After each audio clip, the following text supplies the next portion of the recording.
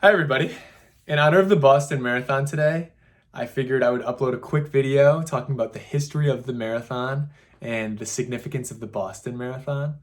And if you're a runner, if you're familiar with the sport, you likely have heard people talking about, Boston, that's the race I want to qualify for. I just really want to race Boston. So I'll start with the history of the marathon. How it started was it was actually inspired by a Greek soldier, Phidippides. And in 490 BC, he ran from the Battle of Marathon in Greece to the Battle of Athens to announce victory over the Persians. And upon his arrival in Athens, he collapsed and died.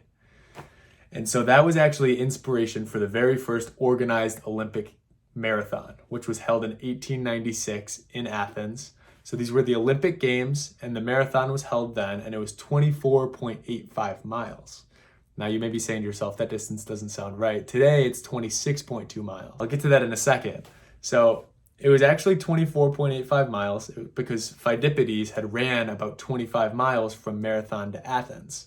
And so the following year in 1897, the oldest annual marathon, which is the Boston Marathon, was held, and it was also 24.85 miles. But Boston is the oldest annual marathon because the Olympic Games happen every 4 years, and so that one was not the oldest annual marathon, so that Boston gets that title. But since then, it has now become 26.2 miles. So in 1908, to accommodate the British royal family, because the games were being held in London, they actually extended the distance of the marathon from 24.85 miles to 26.2 so that the race would finish directly in front of the royal box. So it's a little snooty, but that's how it became 26.2 miles. I actually learned that today. I think that's wild. And so now there are 7 world major marathons, and it's New York City, it's London, it is Berlin, it is Tokyo, Boston, Chicago, and now Sydney, as of this last year, is a world major as well. So these are the most coveted races to run. It's where the most elite runners do run, and typically they're fast courses as well. Another point of significance with Boston is that it is the only major with qualifying standards.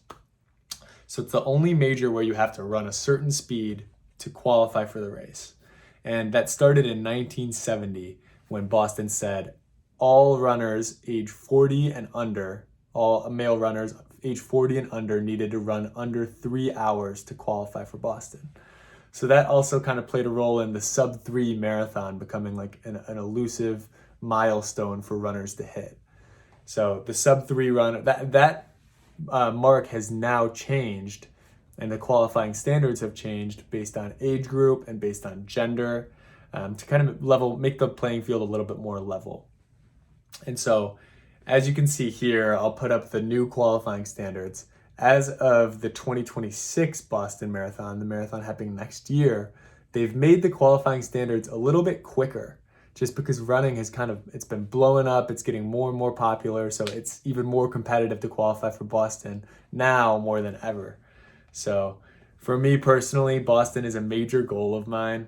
I have a ton of love for everybody that was out there this morning running the race. I think it's a super cool race. It's historic. A personal goal of mine is to get there, and I think I will next year. And the goal is to qualify for Boston this Sunday at the Big Sur Marathon. So thanks for tuning in, guys. Bye.